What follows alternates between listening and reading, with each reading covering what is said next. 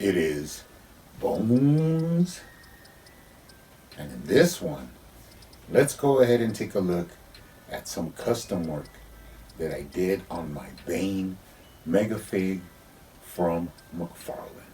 Now, I've actually been planning on this video for a long time. I just had to figure stuff out how I wanted to do it, all the different details that I wanted to add, and also we will be checking out some alternate fist hands, and we'll have a little fun and do some posing with this guy. But ever since I picked him up, I did want to do some repaint work on him, and it's taken me a while, but I have finally completed him. Now, starting off with the repainting, let's go ahead and take a look at him. We'll go from the top to the bottom. Now we will start at the head. Of course, way before I started doing this, I did extend the peg, and that allows you to get a little bit more articulation out of the head. You can look down really nice, and then up as well. And extending the peg just makes it a little bit easier. Now, one of the first things I always wanted to do was repaint the mask, because of course in the comic and also in other media, Bane is known for having that stark white, outcrop of mask. The design that kind of goes around the eyes and down into the lower part of the face. Now, there is all kinds of versions of Bane, but this is the one that is more well known to everybody. So I did hit it with some white, kind of glossy there, but it looks pretty good. It took me a while to get into the little details and to make it look pretty clean, but it is done and I'm pretty happy with it.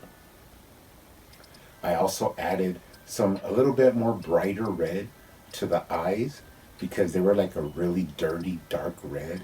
It didn't have a lot of pop to it, so I did add a little bit of glossier, brighter red, so I was happy with that as well.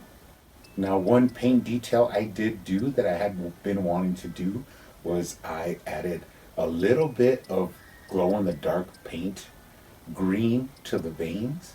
Now, this is to kind of show that he's hyped up on Venom, so he's really jacked up. But I have done this before on different figures, and there is a certain point when you could go like overboard. So I wanted to give it just a light, hint of green.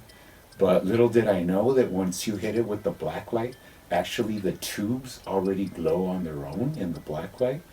And the paint, even if it's like real thin, it kind of shows up really bright on the black light. So even if you think that you barely got a little line of it, it actually shows. Even like if you went over a little bit, it shows it all. But pretty happy with it. Won't be doing too much stuff in the black light, but to the eye, he looks really good. It's just a light green coming through the veins. I did some on the chest and also on the arms. Pretty nice. One more thing I did do is that the pegs were different colors than the flesh tone, so I kind of matched those up a little bit better, just to make them match, because they were really sticking out. And just a little detail that I did. On his harness, I did add a lot of gunmetal and a little bit of silver to like the buckles and a little bit of the buttons, just to add a little bit of detail to him, to get him, just so it doesn't look so plain and plastic, and it has a little bit of added paint detail. Pretty nice. Now, before we get into the hands, I did add silver, of course, to the boot eyelets, the little holes where the laces go through. And also, even though the belt is like a kind of gunmetal gray, I kind of added a high silver, and around the circular modular red dot that he has in the front, I added a little bit of shinier silver to those, and the separation in it actually makes it look really good. The little squares pop while you still have that duller gunmetal on the back of it. Pretty nice. Now let's go ahead and get into the fist. So originally this guy, of course, he comes with his grasping hands. Now these hands are pretty cool. I kind of like to have him posed, kind of clasping his hands together. That's how I had them on the shelf for a long time, but they are hinge hands, so pretty cool. I mean, they're nice and everything. They fit right in there, but of course a lot of people wanted some fist hands. Now, interestingly enough, These fist hands actually come from Talker Art. He did send these to me. We were like chatting and he asked if I wanted them, and I was like, yeah, if you don't want them, I'll go ahead and take them and, try and do some work with them, which was a really nice thing for him to do, especially he had a pretty rough go with it the last month or so, but I heard he's pulling through, so best wishes to him, on his road to recovery. Hope he feels a lot better.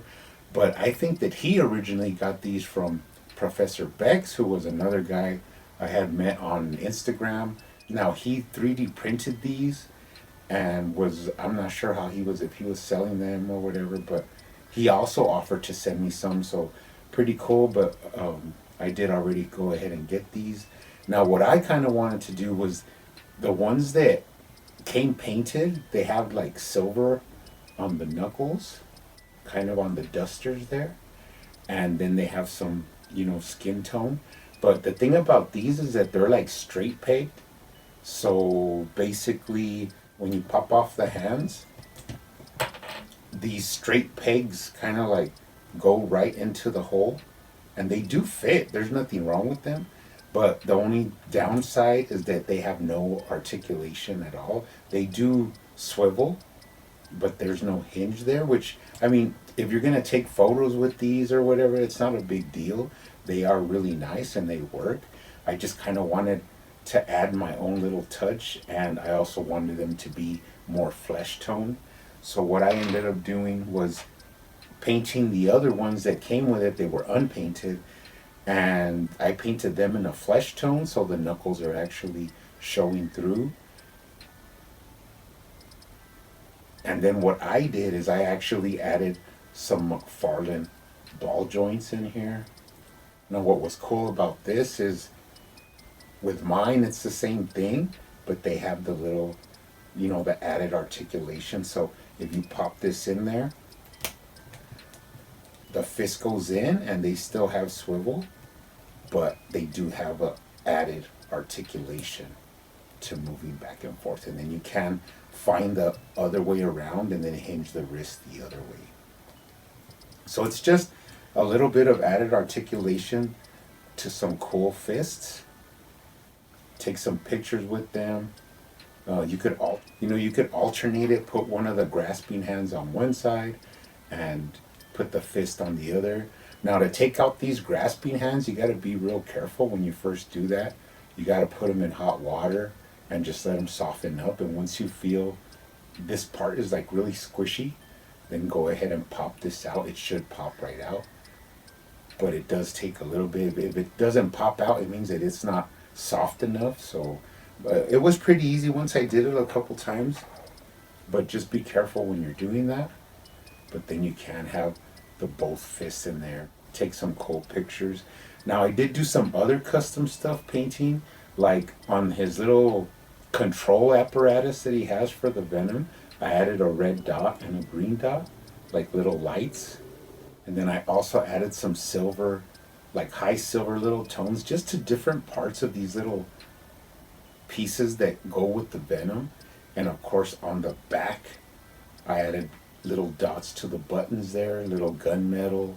And then one thing I really liked that I did is I added some brass to the tank just to give it some separation, and it does make it look a lot nicer.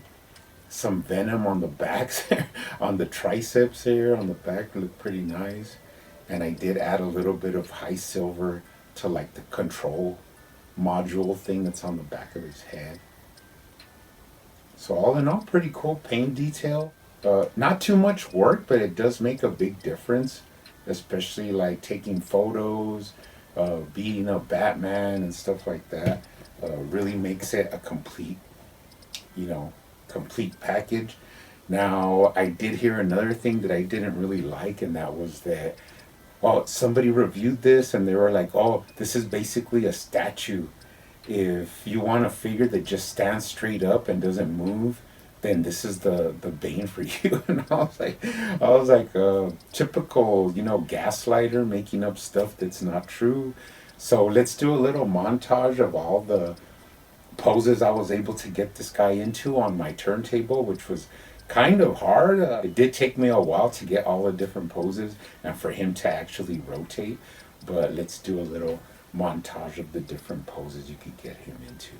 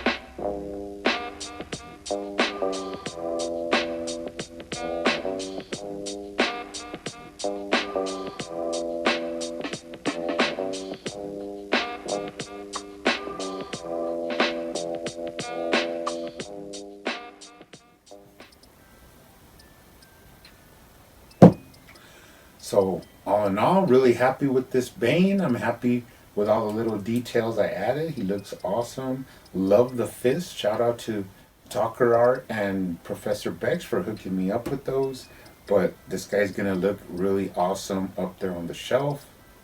Gonna be doing his most muscular pose, and from I'm probably gonna have him up there now doing his most muscular pose. Is probably uh, the pose I like the most out of the ones I did today.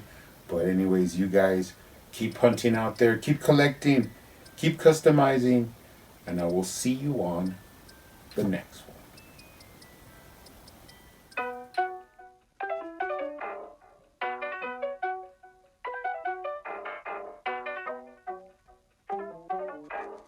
They used to call me Crazy Joe, but now they can call me Batman.